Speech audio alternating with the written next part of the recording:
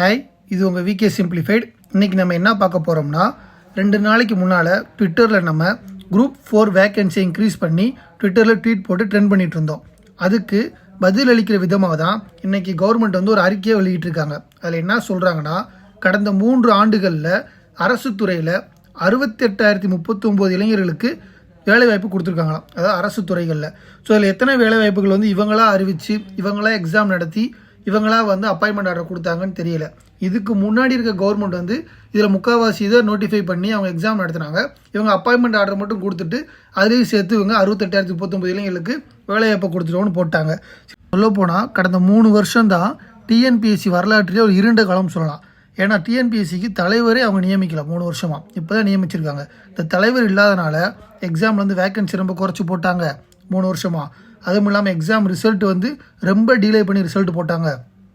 Exam நடத்துறதுலேயும் குளறுபடி. இந்த group 2 mains எக்ஸாம்லாம் கொஸ்டின் பேப்பரை மாற்றி கொடுத்து நிறைய குளறுபடி பண்ணாங்க. அடுத்து அந்த மெயின்ஸ் எக்ஸாம் ரிசல்ட்டை விடுறதுக்கு ஒரு 2-3 வருஷம் வாங்கி அதில் என்ன குளறுபடி செஞ்சாங்கன்னு தெரில. நல்லா படித்து நிறையா மாணவர்களுக்கு குரூப் 2 மெயின்ஸில் வரல. மதிப்பெண் வந்து அவங்க எதிர்பார்த்த மதிப்பெண் வரல. ஸோ அந்த 3 வருஷத்தில் 68,039 இளைஞர்களுக்கு வேலைவாய்ப்பு கொடுத்துருக்கீங்க நீங்கள் சொல்கிறீங்க. அதில் நீங்கள் முக்கால்வாசி வேலைவாய்ப்பு வந்து அப்பாயின்மெண்ட் ஆர்டர் மட்டும் தான் கொடுத்தீங்க.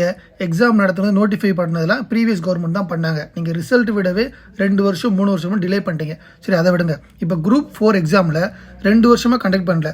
ஸோ ஒவ்வொரு வருஷத்துக்கு 6,000 வேகன்சின்னு வச்சாலும் 12,000 வேகன்சி நோட்டிஃபை பண்ணலாம். ஸோ இப்போ என்னென்னா தேவைக்கு ஏற்ப இன்க்ரீஸ் பண்ணலாம்னு இந்த ஆர்டரில் சொல்லியிருக்காங்க. ஸோ நமக்கு வந்து அட்லீஸ்ட் 10,000 12,000 அப்படின்னு இன்க்ரீஸ் பண்ணாங்கன்னா பரவாயில்ல. ஸோ இதை ஒரு 68,000 பேருக்கு நாங்கள் கொடுத்துருக்கோம் அப்படின்னு சொல்லிட்டு 500 1000 இன்க்ரீஸ் பண்ணாமல் 12,000 வேகன்சி இல்லாட்டி 15,000 வேகன்சி வர மாதிரி இன்க்ரீஸ் பண்ணிங்கன்னா இந்த பார்டரில் இருக்கவங்க, அதாவது நல்லா படிக்கிறவங்க வந்து 1 மார்க் 2 மார்க் 3 மார்க் வித்தியாசம்லாம் அவங்களுக்கு வந்து வேலை வாய்ப்பு போகும். ஸோ அவங்களுக்கு வந்து வேலை கிடைச்சிரும். இந்த 1 மார்க் 2 மார்க் வித்தியாசத்தில் வேலை கிடைக்காம போகிறவங்களாம் ரொம்பவே பாவங்க. அவங்க ரிப்பீட்டடாக எக்ஸாம் எழுதிட்டே இருக்காங்க. எனக்கு தெரிஞ்சுன்னா 5 வருஷம் 6 வருஷம் 8 வருஷம் 10 வருஷம்லாம் திரும்ப எழுதிட்டே இருக்காங்க. ஸோ இந்த நீங்கள் இன்க்ரீஸ் பண்ணிங்கன்னா இந்த பார்டரில் இருக்க நிறையா பேர் வந்து வேலை கிடச்சிரும். ஸோ அவங்க வந்து இன்னும் அவங்க வந்து டைமை வேஸ்ட் பண்ண தேவையில்லை.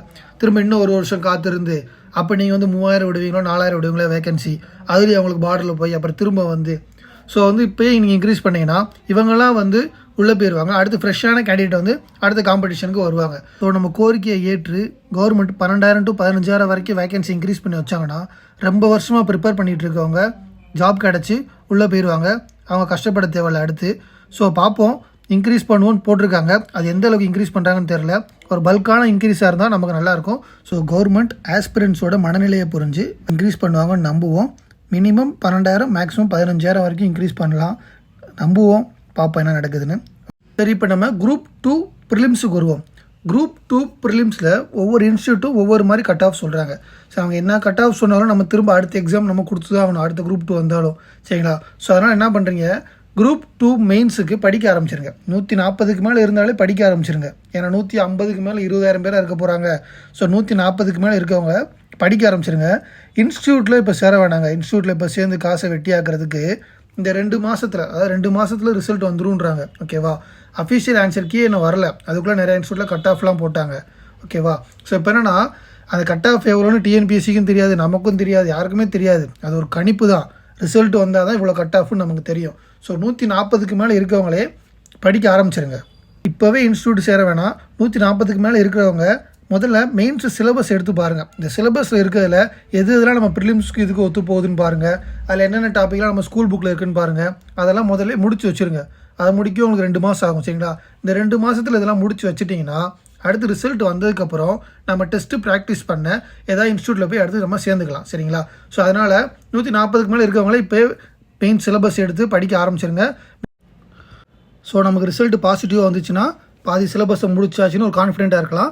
அப்படி வராமல் போச்சுன்னா அடுத்த எக்ஸாமுக்கு நமக்கு யூஸ் ஆகும். அடுத்து குரூப் 2 ப்ரிலிம்ஸோ குரூப் 4கோ ஏதாச்சும் ஒன்றுக்கு யூஸ் ஆக தான் போகுது. ஸோ குரூப் 2க்கு 150க்கு மேலே இருக்கவங்க ப்ரிப்பேர் பண்ண ஆரம்பிச்சிருங்க. குரூப் 2ஏக்கு 140க்கு மேலே இருக்கவங்க இப்போவே மெயின்ஸ் சிலபஸ் எடுத்து வச்சு என்னென்ன டாபிக் இருக்குது, என்னென்ன படிக்கணும், எங்கெங்கே இருக்குன்னு பார்த்து வச்சு படிக்க ஆரம்பிச்சிருங்க. ஓகேவா? ரிசல்ட் வந்ததுக்கப்புறம் நம்ம அடுத்து பார்த்துக்கலாம். ஓகேவா? படிக்கிறத நீங்கள் படிச்சுட்டே இருங்க. எப்போ இருந்து நமக்கு யூஸ்ஃபுல் தான். ஓகே, இந்த மாதிரி டிஎன்பிசி சம்பந்தமான முக்கியமான இன்ஃபர்மேஷனை தெரிஞ்சுக்கணும்னா நம்ம விகே சிம்பிளிஃபைட் சேனலை சப்ஸ்கிரைப் பண்ணுங்கள். All the best. தேங்க்யூ.